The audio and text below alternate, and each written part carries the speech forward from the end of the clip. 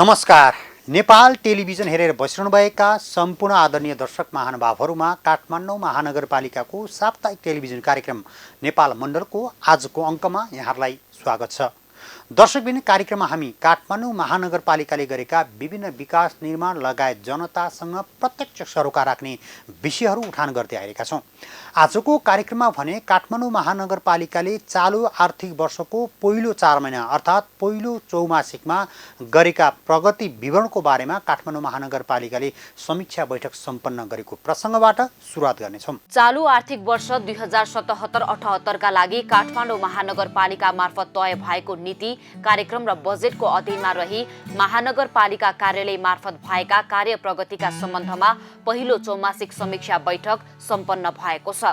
आइतबार राष्ट्रिय सभागृहमा काठमाडौँ महानगरपालिकाका प्रमुख विद्या सुन्दर साक्यको अध्यक्षतामा बसेको बैठकमा महानगरका सम्पूर्ण विभाग र महाशाखाका प्रमुख साथै महानगरपालिकाद्वारा सञ्चालित विभिन्न आयोजनाका प्रमुखहरूले सम्बन्धित कार्यालयको कार्य प्रगतिको अवस्था प्रस्तुत गर्नु भएको थियो।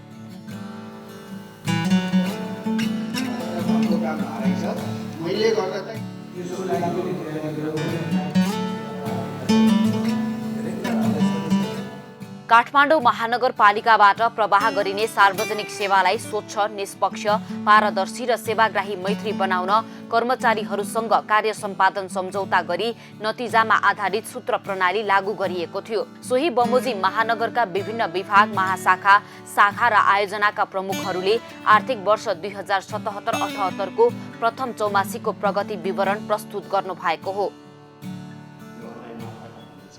यो वर्षको हामीले छनौट गर्ने काम सकिसकेका छौँ। हामीले चाहिँ सूत्रको चाहिँ केही यो 32 वडाहरूको लेखापालहरू सचिवहरूलाई चाहिँ तालिम दिनुपर्छ।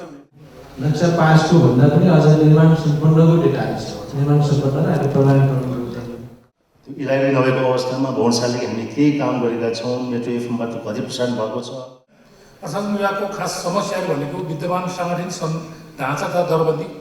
बैठकमा महानगरकी उपप्रमुख हरिप्रभा खड्गी श्रेष्ठले कर्मचारीले राजनीति नगरी कार्य सम्पादनमा ध्यान दिन आवश्यक रहेको बताउनुभयो। काठमाडौँ महानगरपालिकालाई एकीकृत रूपमा विकास गर्न महानगरको जनप्रतिनिधि र कर्मचारी एकजुट भएर लाग्नुपर्नेमा उहाँको जोड रहेको थियो। तपाईँहरू भनेको एउटा कर्मचारी हो, कर्मचारीले इक्वल रूपमा चाहिँ काम गर्नुपर्छ। कसैलाई पनि काखा कसैलाई पाखा, यो मेरो यो तेरो भन्ने होइन। यहाँ राजनीति गर्ने पनि होइन। राजनीति गर्नु छ भने हामी जस्तै सडकमा उत्रेर अगाडि बढ्यौँ। तपाईँहरू कर्मचारी हुनुहुन्छ, कर्मचारीको अनुसारले काम गर्नुपर्छ भन्ने चाहिँ मेरो भनाइ हो। कहिले पनि मैले चाहिँ यो ठाउँमा आएर यो पार्टीको ऊ पार्टीको भनेन, मेरो कर्मचारीहरू मेरो हो भनेर मेरा कर्मचारी भनेर मैले जहिले पनि भन्ने गरेको छु।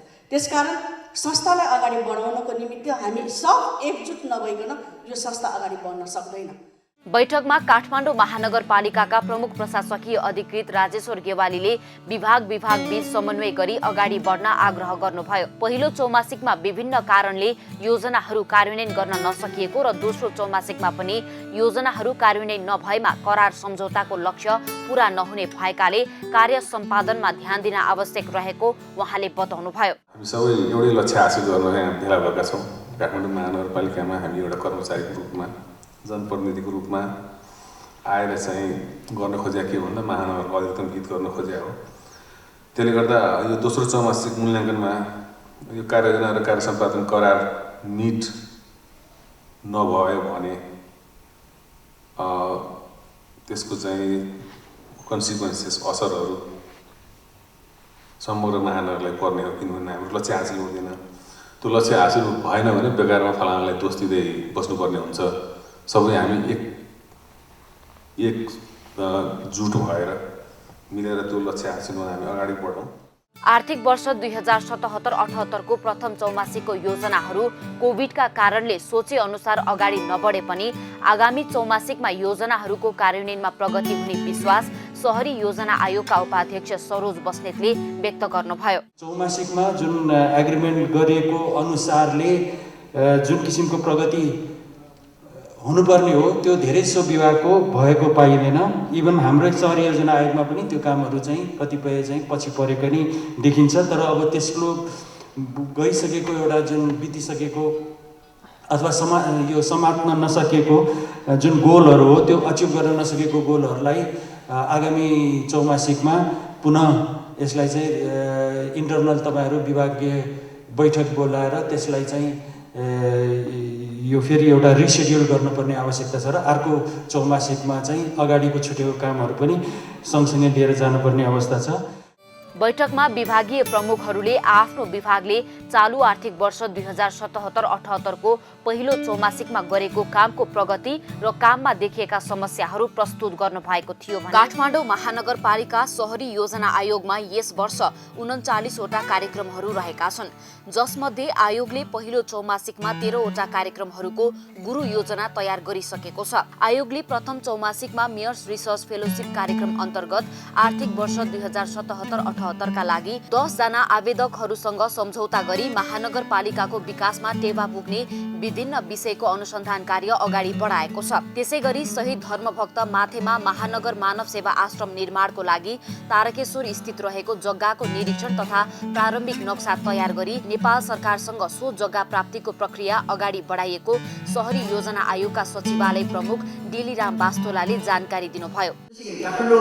के हो अर्थात् काठमाडौँ बिजनेस हबको स्थापना तथा कार्यक्रम सञ्चालनको सम्बन्धमा युएनडीपीको सहयोगमा रणनीतिक प्रतिवेदन र कार्यान्वयन योजना इम्प्लिमेन्टेसन प्लान एवं कार्यसूचीगत सर हामीले तयार गरिसकेको अवस्था छ र सम्भावित साझेदार संस्थाहरूसँग के हबलाई कसरी सञ्चालन गर्न सकिन्छ भन्ने सम्बन्धमा सघन छलफल भइरहेको छ। काठमाडौँ महानगरपालिकाले लिएको एउटा महत्त्वपूर्ण अनुसन्धानमूलक कार्यक्रम जुन मेयर रिसर्च फेलोशिप कार्यक्रम रहेको छ, वास्तवमा अध्ययन अनुसन्धानको क्षेत्रमा नेपालमा निकै कम मात्रामा मात्रै इनिसिएसन हुने गरेको सन्दर्भमा महानगरपालिकाले यो निकै रचनात्मक कामको सुरुवात गरेको छ।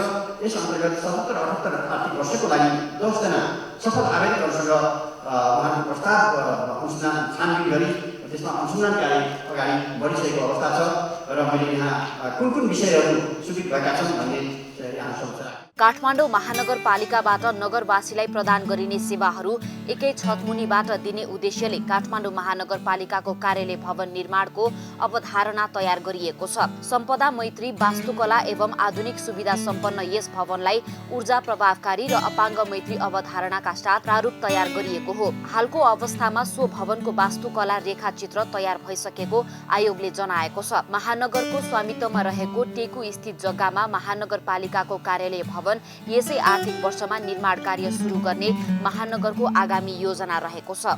धर्मभक्त माथेमा महानगर मानव सेवा आश्रम सम्बन्धी कार्यको लागि मुख्य जिम्मेवारी शहरी योजना आयोगमा तोकिएकोमा कार्यक्रम अन्तर्गत तारकेश्वर स्थित आश्रम निर्माण स्थलको प्रारम्भिक सर्वे तथा प्रारम्भिक नक्सा तयार गरिसकिएको छ र नेपाल सरकारसँग टेका प्राप्तिको प्रक्रियामा रहेको अवस्था छ।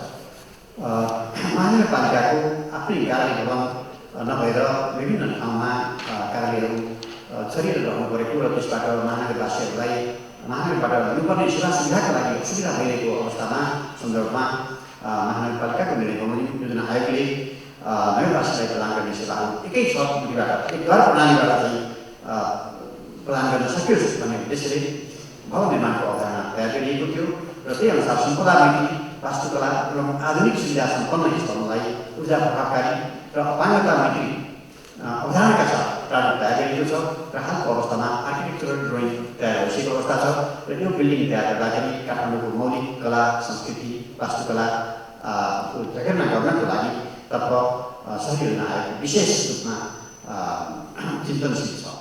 त्यसैगरी कानुन विभागका तर्फबाट विभागका प्रमुख वसन्त आचार्यले प्रथम चौमासिक कार्य प्रगतिको विवरण प्रस्तुत गर्नु भएको थियो। विभागले प्रथम चौमासिकमा मैतीदेवी मन्दिर व्यवस्थापन कार्यविधि, इन्द्रजात्रा पर्व संरक्षण अक्षयको सञ्चालन कार्यविधि, हाडीगाउँ संस्कृति संरक्षण कार्यको सञ्चालन कार्यविधि, नेपाल भाषा प्रशिक्षण व्यवस्थापन सम्बन्धी कार्यविधि, काठमाडौँ महानगरपालिका भवन जाँचबुझ कार्यविधि र महानगरपालिका आचार संहिताको मस्यौदा तयार गरेको छ। यस्तै काठमाडौँ महानगरपालिका र कान्ति बाल अस्पताल बीच पीसीआर मेसिन हस्तान्तरण सम्झौता, हरिप्रसाद शर्माको चित्र पुस्तक प्रकाशन, काठमाडौँ महानगरपालिका र पशुपति क्षेत्र विकास कोष सप्ताह गृह निर्माण गर्न सम्झौता पत्र पनि तयार गरेको कानुन विभागका प्रमुख वसन्त आचार्यले जानकारी दिनुभयो। एउटा मुख्य काम हाम्रो विभागको व्यवस्थापन गर्नु मुद्दाहरू पर्छन्, या त महानगरपालिकामै मुद्दाहरू पर्छन् या त महानगरपालिकाका विरुद्ध विरुद्धमा अदालतहरूमा मुद्दा पर्छन्। त्यो दुईटै कामहरूमा कानुन विभागले चाहिँ आफ्नो जनशक्तिहरू प्रयोग गर्ने र समन्वय गरेर कानुनी सल्लाहकारहरू मार्फत पनि हाम्रो प्रतिरक्षा गर्ने काम गरिरहेका छौँ। यहाँ चाहिँ विवाद दर्तामा चाहिँ न्यायिक समितिमा यो साउन भन्दापछि 35वटा नयाँ विवादहरू दर्ता भएको छ, न्यायिक समितिले हेर्ने विवादहरू। त्यसै गरी प्रमुखले निरूपण गर्ने विवाद चाहिँ 12वटा दर्ता भएको छ भने प्रमुख प्रशासकीय अधिकृतले निरूपण गर्ने विवाद चाहिँ 5वटा दर्ता भएको छ। यी चाहिँ साउनपछि दर्ता भएका विवादहरू 35वटा न्यायिक समितिले हेर्ने, 12वटा प्रमुखले हेर्ने र प्रमुख प्रशासकीय अधिकृतले हेर्ने चाहिँ 5वटा विवादहरू दर्ता भएको छन्। यो बिचमा फैसलाहरू निर्णय अथवा मिलापत्र के भयो भनेर हेर्दा साउनपछि हाम्रो सुनवाई भएर न्यायिक समितिबाट निर्णय चाहिँ हुन सकेको देखिएन भने 2वटा मेलमिलाप भएको देखियो र 3वटा न्यायिक समितिले गरेका निर्णयहरू कार्यान्वयन भएको देखियो। अब प्रमुख रोबाट चाहिँ नक्सापास सम्बन्धमा भएको आदेश जुन जरिवाना गर्नुपर्ने नक्सापास सम्बन्धी फाइलहरू भवन निर्माण इजाजत विभागबाट प्राप्त हुन्छ, त्यो चाहिँ 20वटा फाइलहरूमा चाहिँ प्रमुखज्यूबाट जरिवाना तोकिएछ। जरिवाना चाहिँ 18,84,000 यो 20वटा फाइलहरूमा जरिवाना तोकिएछ यो साउनभन्दा पछाडि। काठमाडौँ महानगरपालिकाले चालु आर्थिक वर्षमा सबैभन्दा बढी पूर्वाधार विकास क्षेत्रका लागि 8 अर्ब 43 करोड 43,71,000 बजेट विनियोजन गरेको छ। शहरी पूर्वाधार विकास विभागले सडक, ढल निर्माण, वडा कार्यालयको भवन निर्माण, आकाशे पुलको निर्माण, स्थानीय सरकारलाई हस्तान्तरण भइआएका विद्यालयको संरक्षण, मर्मत सम्हार, पूर्वाधारमा सहयोग आदि कामलाई प्राथमिकतामा राखी काम गर्दै आएको छ। आर्थिक वर्ष 2077-78 का कार्यक्रमहरू मध्ये 66 करोडको 42वटा योजना खरिद प्रक्रियामा अगाडि बढेको विभागका प्रमुख रामबहादुर थापाले जानकारी दिनुभएको छ। यो खरिद प्रक्रियामा गएको जुन मैले 42वटा योजनाहरूको भने त्यो करिब 67 करोडको यो चौमासीमा 67 करोडको चाहिँ 42वटा योजनाहरू खरिद विभागमा गएको छ। यो योजना बाहेक थप कामहरू जुन चाहिँ हामीले विभिन्न निकायहरूबाट आएको कामहरूलाई हामीले विभागबाट त्यसलाई सहमतिको लागि अथवा चाहिँ स्वीकृतिको लागि जुन हामीले श्रीमान प्रमुख प्रशासकीय अधिकृतज्यूका अथवा श्रीमान मेयर प्रमुखज्यूका पेश गर्छौँ, त्यो 5वटा फाइल चाहिँ कार्यक्रमभन्दा बाहिरको चाहिँ फाइलहरू हो। यो हामीले स्वीकृतिको लागि पेश गरिसकेका छौँ। गरी 19वटा योजनाहरू अहिले यो मङ्सिरभित्रै, यो महिनाभित्रै टेन्डरमा जाने गरी डिजाइन र एस्टिमेटको काम अन्तिम चरणमा पुगेको छ। यो भनेको त्यही हाम्रो प्रायोरिटी प्राप्त विभागले महानगरकै प्रायोरिटी प्राप्त योजनाहरू यसमा मैले लिस्ट समावेश गरेको छु। यस्तै नगर प्रहरी महाशाखाका प्रमुख धनपति सापकोटाले प्रथम चौमासीको प्रगति विवरण प्रस्तुत गर्नुभएको थियो। शहरमा अनाधिकृत रूपमा हुने पार्किङको व्यवस्थापन कार्यमा ट्राफिक प्रहरीसँगको सहकार्यमा 2 पाङ्ग्रे सवारी साधन अन्तर्गत मोटरसाइकल पक्राउ तथा जरिवाना गर्ने, साँझको समयमा सवारी चेक जाँचको लागि ट्राफिक प्रहरीलाई ट्राफिक लाइट उपलब्ध गराइएको तथा ट्राफिक व्यवस्थापन कार्यको लागि ट्राफिक हेडक्वार्टरसँग समन्वयमा आवश्यक सहकार्य गरिँदै आएको प्रमुख सापकोटाले जानकारी दिनुभयो। अब हाम्रो अहिले क्युमा चाहिँ पुलिस हेडक्वार्टर छ, त्यो हामी निकाल्छौँ। त्यो पुलिस हेडक्वार्टरमा जब बिरुवा बढे त्यस पछाडि चाहिँ त्यसलाई त्यो बन्दी राख्नु, त्यो जालीमै राखिराख्नु जरुरी छैन। हामीले यहाँ निकालेको सबै हाम्रो हरिसरले कता कता यसपालि नयाँ रोका ठाउँमा बाँध्नु हो, पैसा पनि बचत भयो। त्यो दुईजना पनि सिधा काट्ने हो, फेरि लगाएर जोडेपछि अर्को बिरुवालाई काम दिन्छ। त्यो हामी यो गर्दैछौँ सर। यो अब हेडक्वार्टर वरिपरिको मैले पत्राचार चाहिँ पुलिस हेडक्वार्टरमा गरिसकेँ। अस्ति हामी यो लकडाउनको समय, यो कोभिडको समयमा खास गरी यो तार हटाउने कुरा अघि पनि आयो, वातावरणबाट कताबाट पनि कुरा हुँदै थियो। हाम्रो हरिसरले पनि भन्नुभयो के अरे यो, तर यो तारको कुरा के छ भने यो अहिले हामी उठाइराखेको छ, लगेर ट्राफिकको डम्प गराइराखेको छ। यसको प्रक्रिया सबै कुरा हामीले बाहिर आम रूपमा ल्यायौँ भने त्यो तारले मानवीय स्वास्थ्यमा असर पार्ने कुराको बारेमा हामी जानकारी छैन। मैले थाहा पाएअनुसार उनीहरूले भनेको, प्रोफेसनल मान्छेले भनेको त्योभित्र चाहिँ एउटा सिसा जडित तार हुन्छ। त्यो सिसाले काटेपछि 100% क्यान्सरको जीवाणु त्योभित्र छिर्छ शरीरमा। त्यस्तो तारहरू चाहिँ मेनुअली काटेर हामीले अर्को उठाएका छौँ, गाडेका छौँ, बिक्री गरेका छौँ। उनीहरूलाई थाहा छ, हामीले त कसैले नभनी गर्नुपर्ने काम भइरहेको छ। यसका साथै शहरी सौन्दर्यकरण, अव्यवस्थित तारहरू हटाउने, निसंक्रमण गर्ने, सडक मानव व्यवस्थापन कार्यमा सहजीकरण गर्ने तथा कोभिड-19 PCR टेस्टमा सहजीकरण र व्यवस्थापन गर्ने लगायतका कामहरू महाशाखाले गरेका महत्त्वपूर्ण कामहरू हुन्।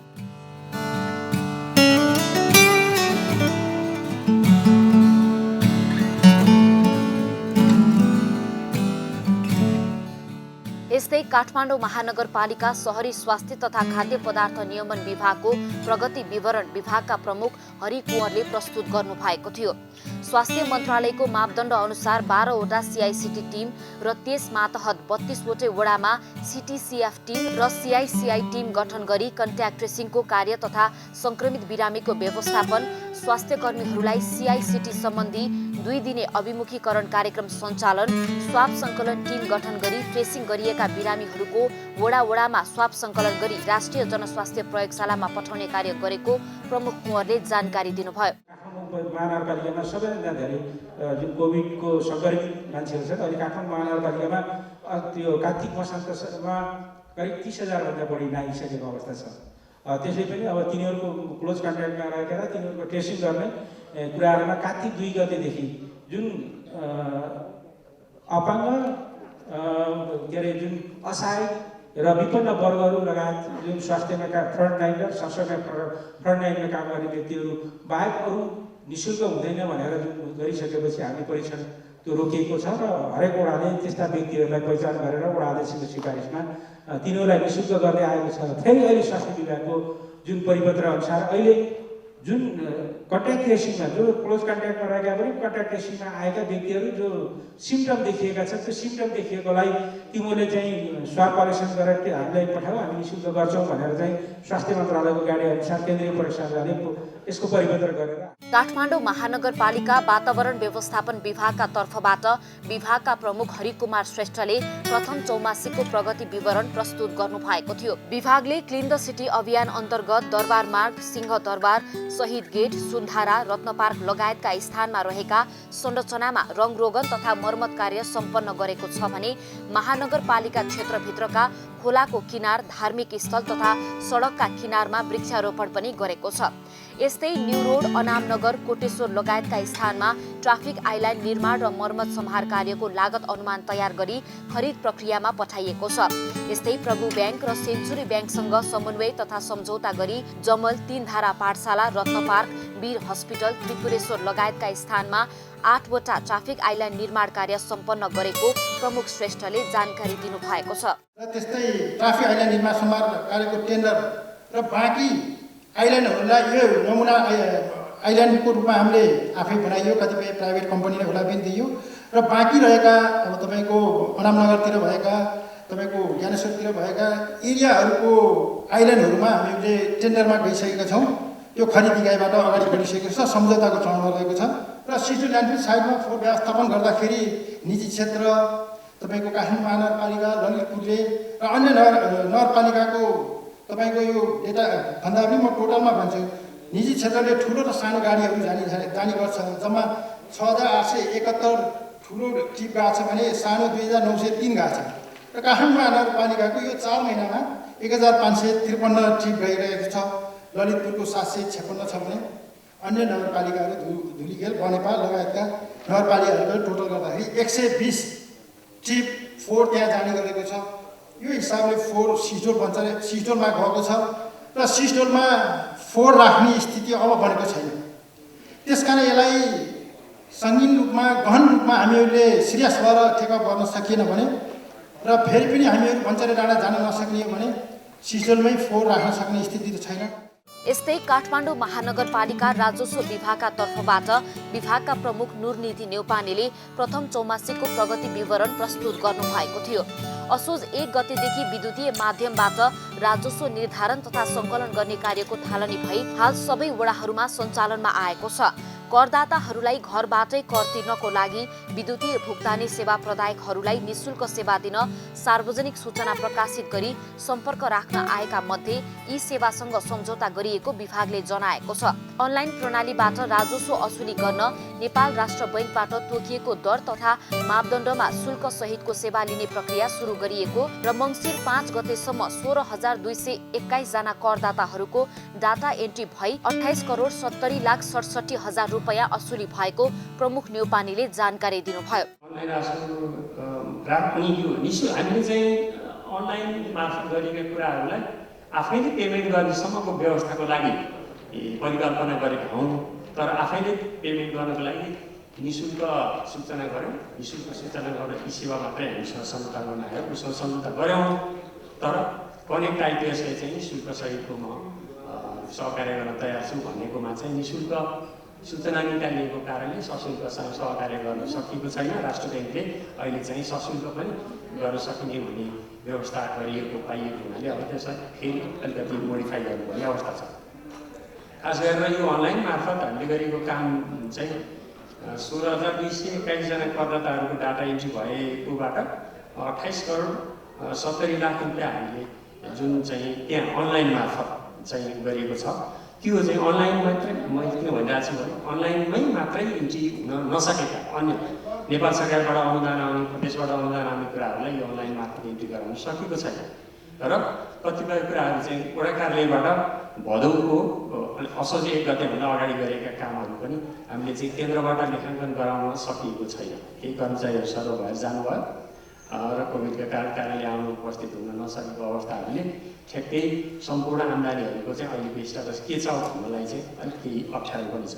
काठमाडौँ महानगरपालिकाबाट प्रवाह गरिने सार्वजनिक सेवालाई स्वच्छ, निष्पक्ष, पारदर्शी र सेवाग्राही मैत्री बनाउन कर्मचारीहरूसँग कार्य सम्पादन सम्झौता गरी नतिजामा आधारित सूत्र प्रणाली लागू गरिएको थियो। सोही बमोजिम महानगरका विभिन्न विभाग, महाशाखा, शाखा र आयोजनाका प्रमुखहरूले आर्थिक वर्ष 2077-78 को प्रथम चौमासिकको प्रगति विवरण प्रस्तुत गर्नुभएको हो।